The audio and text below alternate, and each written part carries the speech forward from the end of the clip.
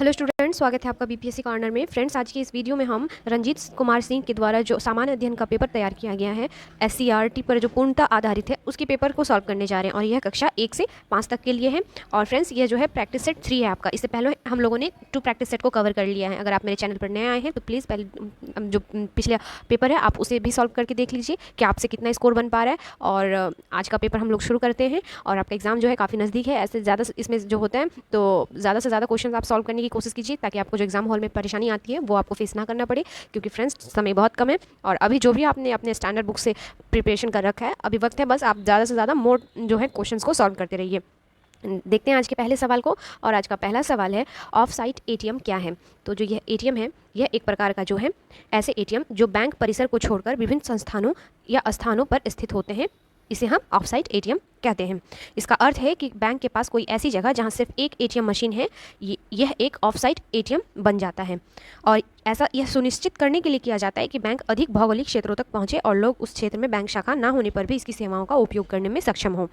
Next देख लीजिए अगले सवाल को। हमारा अगला सवाल है, बीमित पॉलिसी समझौते के तहत कवर की गई घटना को क्या कहा जाता है। तो इस घटना को हम प्रावधान कहते हैं। ऑप्शन सी इसका राइट आंसर हो जाएगा। बीमित पॉलिसी समझौते के तहत कवर की गई घटना को प्रावधान कहा जाता है। बीमित व्यक्ति के पॉलिसी समझौते में वे प्रावधान शामिल होते हैं जिसमें बीमित व्यक्ति को कवर किया जाता है, कवरेज की नियम एवं शर्तें, कवरेज की अवधि, भुगतान की राशि आदि।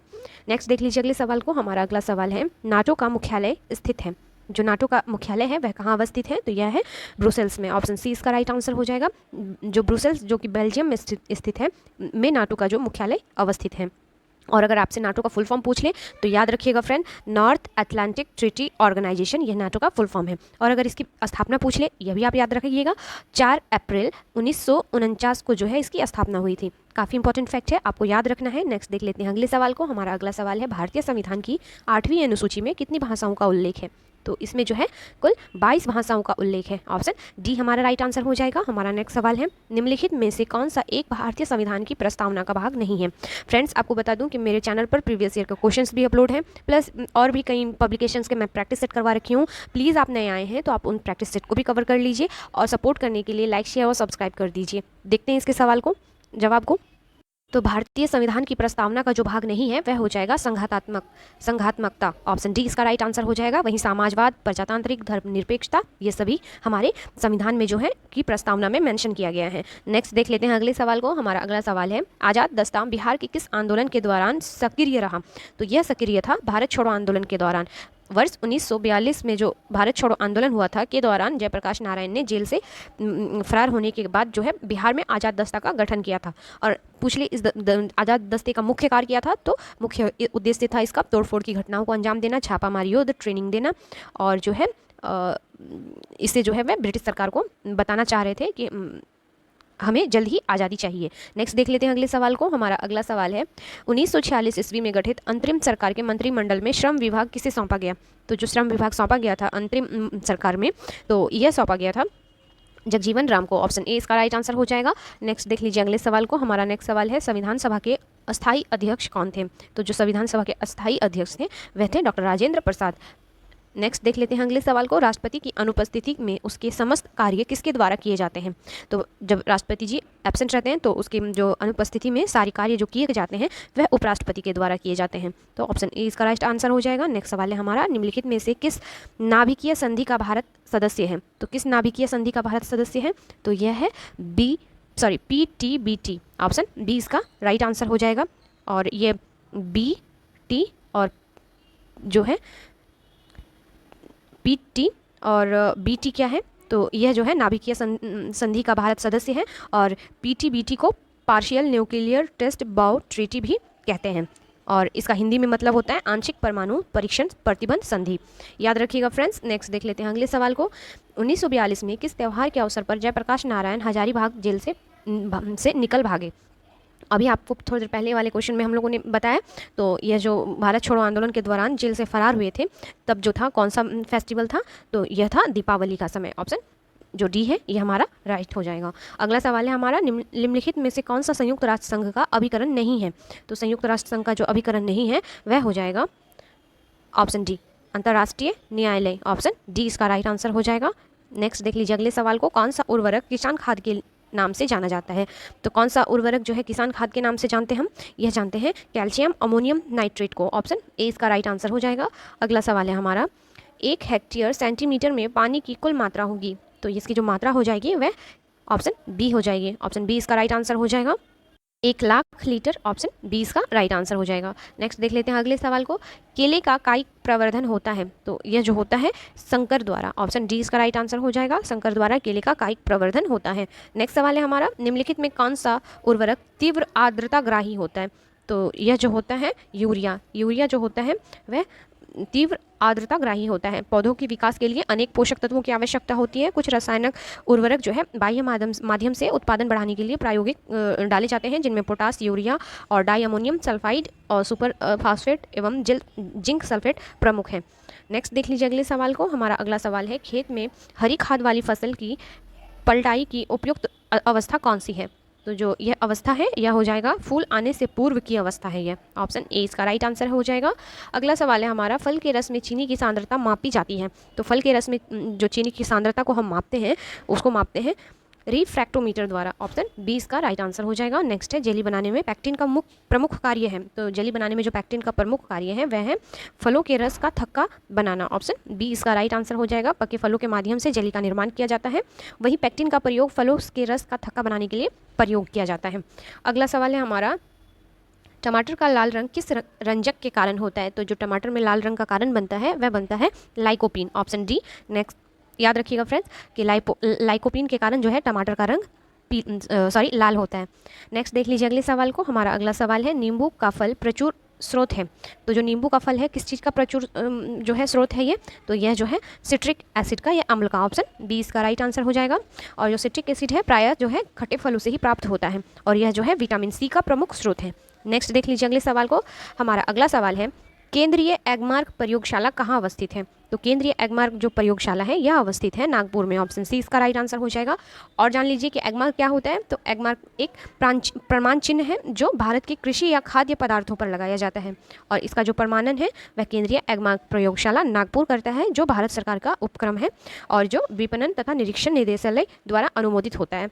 अगले सवाल को देख लीजिए। हमारा अगला सवाल है, किस वर्ष नसीरुद्दीन ने बिहार का शासन ख्वाजा जहां को सौंप दिया था, तो यहाँ सौंप दिया गया था 1394 ईस्वी को।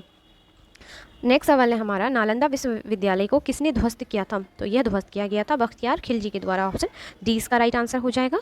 नेक्स्ट देख लीजिए अगले सवाल को, पटना में स्थित गोलघर का निर्माण किस गवर्नर जनरल के काल में हुआ था, तो जो गोलघर का निर्माण करवाया गया था यह लॉर्ड कॉर्नवालिस के कार्यकाल में किया गया था। और कब किया गया था, तो याद रखिएगा वर्ष 1886 ईस्वी को किया गया था। और किसके द्वारा किया गया था, तो ये भी याद रखिएगा, गवर्नर जनरल तो लॉर्ड कॉर्नवालिस थे, वहीं किसके जो करवाए थे वह थे गायस्टिन। ऑप्शन जो है डी इसका राइट आंसर हो जाएगा। नेक्स्ट देख लीजिए अगले सवाल को। अगला सवाल है हमारा, बिहार में ब्रिटिश सत्ता का सर्वप्रथम विरोध किसने किया था, तो जो बिहार में ब्रिटिश सत्ता का सर्वप्रथम विरोध किया गया था यह किया गया था अली गौहर के द्वारा। ऑप्शन सी इसका राइट आंसर हो जाएगा। जो है अली गौहर ने बिहार में ब्रिटिश सत्ता के विरोध प्रथम अभियान जो है 1759 ईस्वी में आरंभ किया था। नेक्स्ट देख लीजिए अगले सवाल को, झंडा गान विजय विश्व तिरंगा प्यारा के रचयिता कौन है, तो विजय विश्व तिरंगा प्यारा के जो रचयिता हैं वह हैं श्यामलाल गुप्त पार्षद। ऑप्शन ए याद रखिएगा। नेक्स्ट देख लीजिए अगले सवाल को, थायराइड से निकलने वाला हार्मोन है, तो यह जो हार्मोन है थायरॉक्सिन। ऑप्शन ए इसका राइट आंसर हो जाएगा। थायराइड जो ग्रंथि जो है गर्दन के सामने की और श्वास नली के ऊपर एक स्वर यंत्र के दोनों तरफ 2 भागों में बटी होती है और थायरॉक्सिन ग्रंथि से निकलने वाला प्रमुख हार्मोन जो है थायरॉक्सिन कम बनाने की स्थिति हाइपो जो है थायरॉयडिज्म कहते हैं। नेक्स्ट देख लीजिए अगले सवाल को। अगला सवाल है हमारा, जल के माध्यम से भोजन पकाने की विधि निम्नलिखित में से कौन सी है, तो जल के माध्यम से जो हम भोजन पकाते हैं उस विधि को हम क्या कहते हैं, तो उस विधि को कहते हैं उपयुक्त सभी कहते हैं, उबालना, स्ट्रोइंग और खदकाना, तो ये सभी जो है जल के माध्यम से भोजन पकाने की विधि है। नेक्स्ट देख लीजिए अगले सवाल को, ढोकला बनाने में प्रयुक्त विधि है, तो ढोकला बनाने में हम करते हैं खमीरीकरण का। ऑप्शन सी इसका राइट आंसर हो जाएगा। और जो ढोकला है कहाँ का फेमस डिश है, चलिए आप कमेंट करके बताइए। और यह जो है भारत का एक प्रमुख व्यंजन है और जो है खमीरीकरण के कवक के माध्यम से यह जो व्यंजन का निर्माण होता है। नेक्स्ट देख लीजिए अगले सवाल को। हमारा अगला सवाल है, 2 वर्ष से 6 वर्ष की आयु को कहते हैं, तो यह जो होता है बाल्यावस्था होता है। ऑप्शन ए इसका राइट आंसर हो जाएगा। नेक्स्ट है हमारा जल प्रदूषण का कारण क्या है। तो जो जल प्रदूषण का कारण है वह है कीटनाशक, मनुष्य के क्रियाकलाप, बढ़ती जनसंख्या। तो आंसर डी इसका राइट आंसर हो जाएगा। उपयोग जो सभी जो है जल प्रदूषण के प्रमुख कारणों में से एक है और जिसके द्वारा जो है जलजनित कई बीमारियां जो होती हैं। अगला सवाल है हमारा शारीरिक शिक्षा का उद्देश्य है। तो शारीरिक शिक्षा का जो उद्देश्य है वह है मनोवैज्ञानिक विकास, मानसिक विकास, शारीरिक विकास, उपयुक्त सभी जो है शारीरिक शिक्षा का उद्देश्य है। अगला सवाल है हमारा बैडमिंटन से संबंधित खिलाड़ी हैं। तो इनमें से कौन बैडमिंटन से संबंधित खिलाड़ी हो जाएगा। तो पीवी सिंधु जो है वह बैडमिंटन से संबंधित खिलाड़ी हैं। नेक्स्ट देख लीजिए अगले सवाल को। हमारा अगला सवाल है, जान लीजिए इन लोगों के बारे में भी जो और खिलाड़ी हैं। सानिया मिर्ज़ा जो है टेनिस से रिलेट रखती हैं और जो दीपा करमाकर है यह जो है जिम्नास्टिक है और वहीं जो है ये पीवी सिंधु जो है बैडमिंटन से है। तो याद रखिएगा फ्रेंड्स, काफ़ी इंपॉर्टेंट है। नेक्स्ट देख लेते हैं अगले सवाल को। दालों में सबसे ज़्यादा क्या पाया जाता है। तो दालों में सबसे ज़्यादा जो है वह प्रोटीन पाया जाता है। सर्वाधिक मात्रा जो होती है वो प्रोटीन की होती है। हमारा नेक्स्ट सवाल है LSD के सेवन से होता है। तो LSD के सेवन से क्या होता है, मानसिक विभ्रम। ऑप्शन डी इसका राइट आंसर हो जाएगा। जो लाइसर्जिक एसिड डाइथाइलामाइड जो होता है LSD के सेवन से मानसिक विभ्रम की समस्या उत्पन्न होती है और इसे जो कहते हैं अमीरों का नशा भी कहते हैं। याद रखिएगा। नेक्स्ट सवाल है व्यायाम के लाभ हैं। तो क्या है, एक्सरसाइज के लाभ क्या होते हैं। तो भूख लगना, फुर्तीलापन, रक्त प्रवाह में वृद्धि, ये सभी जो है व्यायाम के लाभ हैं। नेक्स्ट है हमारा डॉक्टर राजेंद्र प्रसाद को संविधान सभा का सभापति चुना गया था। तो यह चुने गए थे दिसंबर 1946 ईस्वी को। ऑप्शन डी इसका राइट आंसर हो जाएगा। नेक्स्ट सवाल है हमारा भारतीय प्रशासन में विभाजन प्रणाली किससे संबंधित है। तो यह जो संबंधित है वह नीति कार्यान्वयन से संबंधित है। हम नेक्स्ट देख लीजिए अगले सवाल को।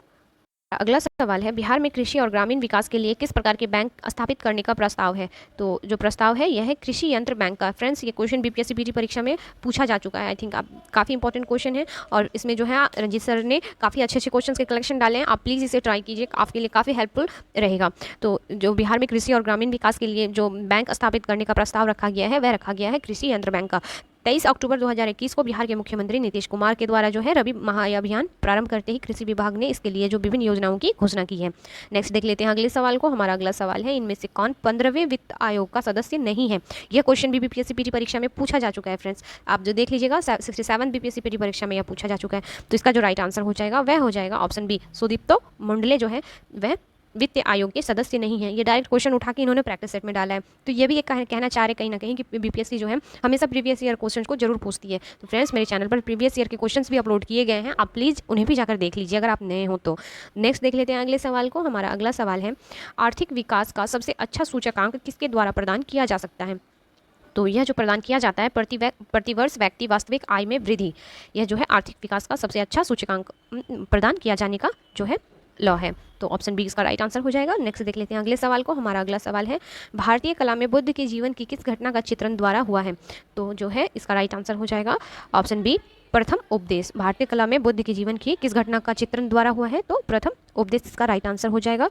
नेक्स्ट देख लेते हैं अगले सवाल को। हमारा अगला सवाल है गौतम बुद्ध का जन्म लुम्बिनी में हुआ था, इसकी पुष्टि किसके अभिलेख से होती है। तो इसकी जो पुष्टि होती है वह होती है अशोक के अभिलेखों से कि गौतम बुद्ध का जन्म लुम्बिनी में हुआ था। नेक्स्ट है हमारा निम्नलिखित में से कौन सा स्थल प्रागैतिहासिक चित्रकला के लिए प्रसिद्ध है। तो यह जो है भीमबेटका। नेक्स्ट है हमारा आत्मीय सभा की स्थापना इनमें से किसने की थी। तो जो आत्मीय सभा की स्थापना है वह की गई थी राजा राम मोहन रॉय के द्वारा और यह की गई थी 1815 ईस्वी को। नेक्स्ट देख लीजिए अगले सवाल को। हमारा अगला सवाल है किसके वायसराय काल में भारत की राजधानी कलकत्ता से दिल्ली स्थानांतरित हुई थी। तो यह हुई थी लॉर्ड हार्डिंग द्वितीय के काल में। ऑप्शन बी इसका राइट आंसर हो जाएगा। जब 1905 में बंगाल का विभाजन हुआ था तब गवर्नर जनरल जो थे लॉर्ड कर्जन की भारतीय स्वाधीनता की आकांक्षा को तोड़ने का प्रयास था और जो है इस फैसले का जो विरोध भारतीय द्वारा किया गया, जिसके कारण जो है 1911 ईस्वी में लॉर्ड हार्डिंग द्वितीय के शासनकाल में बंगाल विभाजन को रद्द कर दिया गया तथा इसकी जो राजधानी है कलकत्ता से दिल्ली स्थानांतरित कर दी गई। अगला सवाल है हमारा इनमें से किस मुगल सम्राट ने राजा राम मोहन रॉय को अपने दूत के रूप में लंदन भेजा था। तो जो दूत के रूप में लंदन भेजे गए थे यह थे अकबर द्वितीय को जो है भारतीय पत्रकारिता के जनक, समाज सुधारक राजा राम मोहन रॉय ने अपने दूत के रूप में जो है लंदन भेजे थे।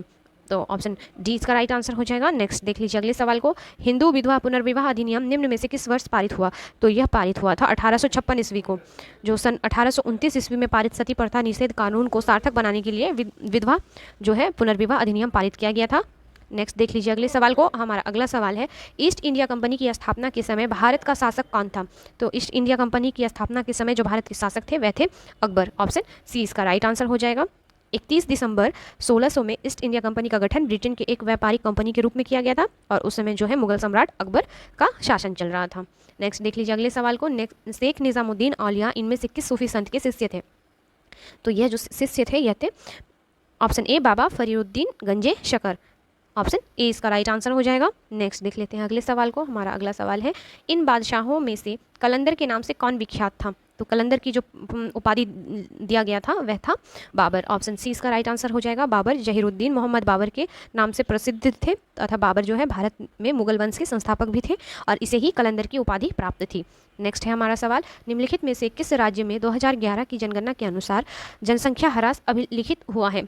तो किस राज्य में ऐसा हुआ है? तो यह हुआ है नागालैंड में। 2011 की जनगणना के अनुसार जो है भारत की जनसंख्या वृद्धि दर कितनी है? तो 17.64% रही है। वही जो है लेकिन जो पूर्वोत्तर भारत का जो नागालैंड राज्य है एकमात्र ऐसा राज्य रहा है जहाँ की जनसंख्या जो है जनगणना 2001 की तुलना में कम दर्ज की गई है। तो याद रखिएगा। नेक्स्ट सवाल को देख लेते हैं हम, इनमें से कौन राष्ट्रीय विकास परिषद का हिस्सा नहीं है? तो जो राष्ट्रीय विकास परिषद का हिस्सा नहीं था वह था ऑप्शन ई होगा फ्रेंड्स, ऑप्शन ई हो जाएगा। लेकिन यहाँ पे जब ऑप्शन ई नहीं है तो इस क्वेश्चन को हम स्किप कर देते हैं। नेक्स्ट देख लेते हैं अगले सवाल को। अगला सवाल है हमारा, सूची 1 को सूची 2 के साथ हमें मिलाना है। एक तरफ नाम दिया गया है आयोग का और दूसरी तरफ जो उसके लिए जो बनाया गया था किसके लिए यह दिया गया है। तो जब हम मिलाएंगे जैसे सरकारिया आयोग, सी रंजन समिति, रंगराजन समिति, पारिक समिति, नरसिम्हन समिति, तो फ्रेंड्स जब हम मिलाएंगे तो पाएंगे आप, मिला लीजिएगा फ्रेंड्स, ऑप्शन ए इसका राइट आंसर हो जाएगा, आप मिला लीजिएगा। नेक्स्ट देख लेते हैं अगले सवाल को। अगला सवाल है हमारा, वे 2 ग्रह जिनके उपग्रह नहीं हैं तो किन 2 ग्रहों के पास अपना खुद का उपग्रह नहीं है?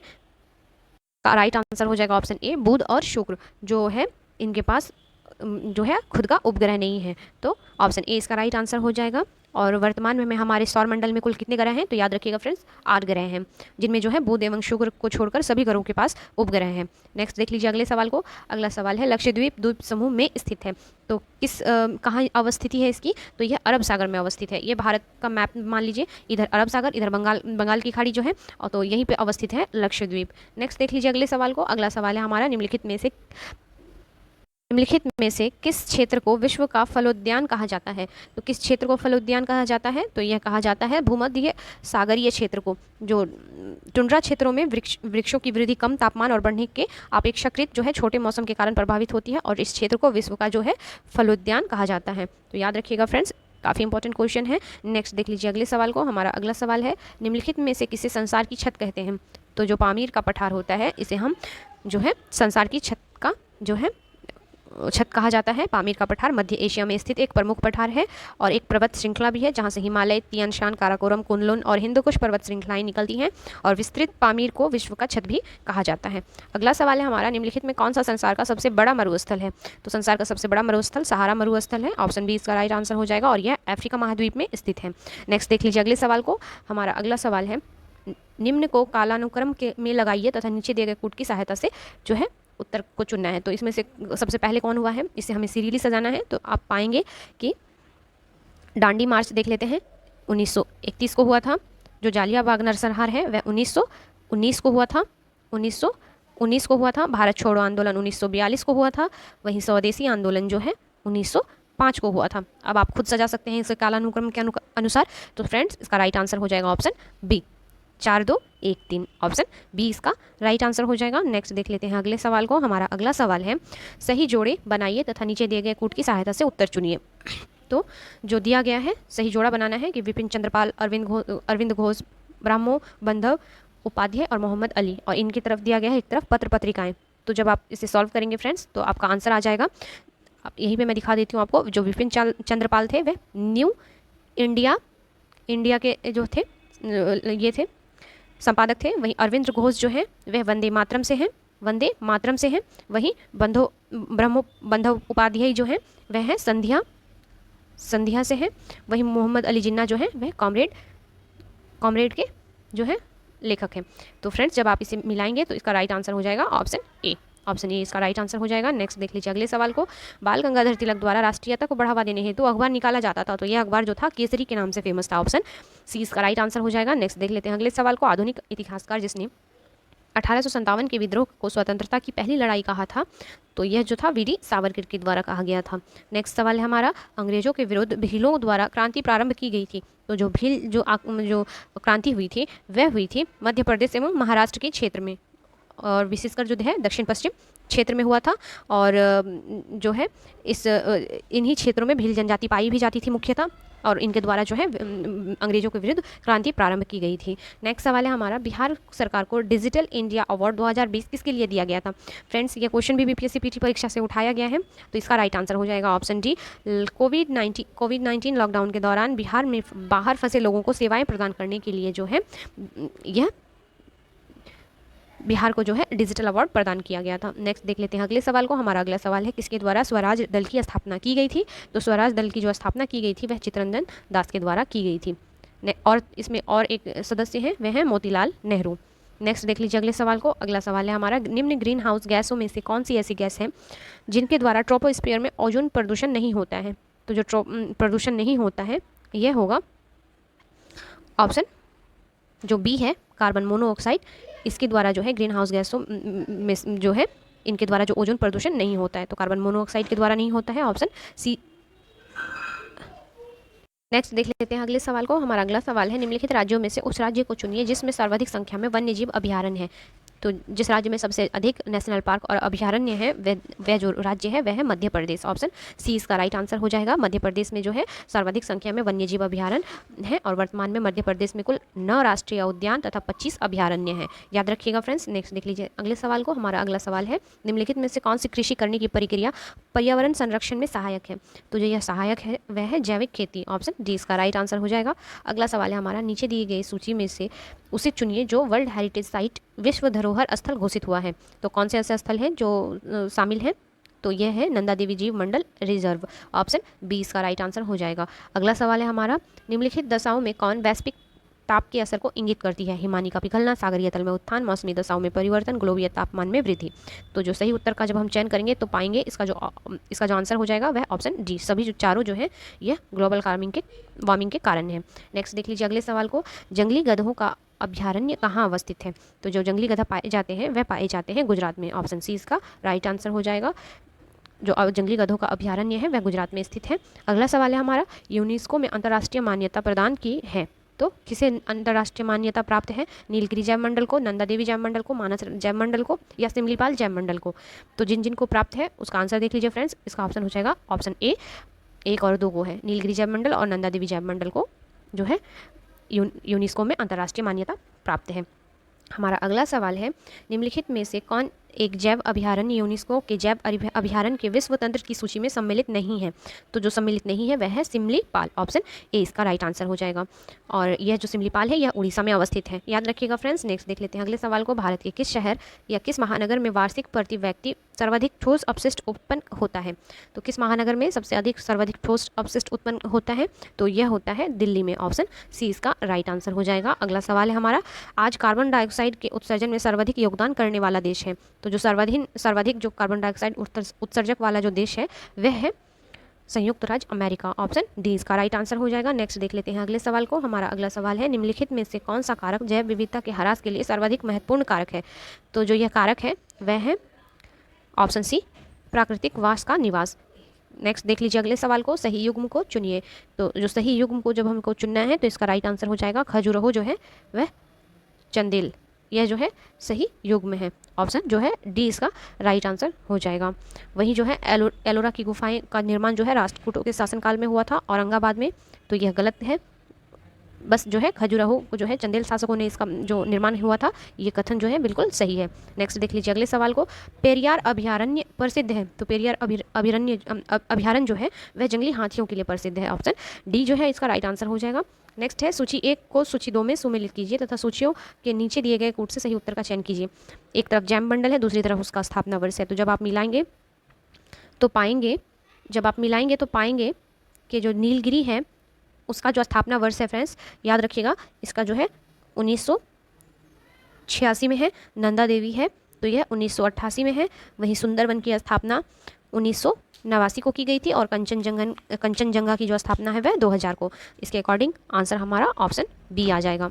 ऑप्शन जो है वह बी आ जाएगा, याद रखिएगा फ्रेंड्स। नेक्स्ट देख लेते हैं अगले सवाल को। हमारा अगला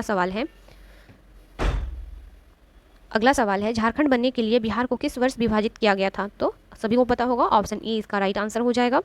नेक्स्ट देख लेते हैं अगले सवाल को। अगला सवाल है गरीब कल्याण रोजगार अभियान बिहार के किस जिले से प्रधानमंत्री द्वारा 2020 में शुरू किया गया था? तो यह अभियान जो है कोरोना काल के दौरान जो है खगड़िया जिले से शुरुआत की गई थी। इसकी ऑप्शन जी इसका राइट आंसर हो जाएगा। अगला सवाल है 50 से अधिक देशों द्वारा समर्थित संयुक्त राष्ट्र का मौसम परिवर्तन समझौता कब प्रभावी हुआ था? तो यह प्रभावी हुआ था ऑप्शन ए 21 मार्च 1994 को। संयुक्त राष्ट्र संघ मौसम परिवर्तन समझौता जो है 21 मार्च 1994 को प्रभावी हुआ था और इस समझौते में जो है विश्व के 50 देशों से अधिक देशों ने इस संस्था को उस समर्थन प्राप्त है। फ्रेंड्स, वीडियो कैसा लगा प्लीज़ कमेंट करके बताएं और शेयर भी कीजिए ताकि ज़्यादा से ज़्यादा लोगों तक इस वीडियो को पहुँचाया जा सके। मिलते हैं नेक्स्ट वीडियो में, तब तक के लिए थैंक यू।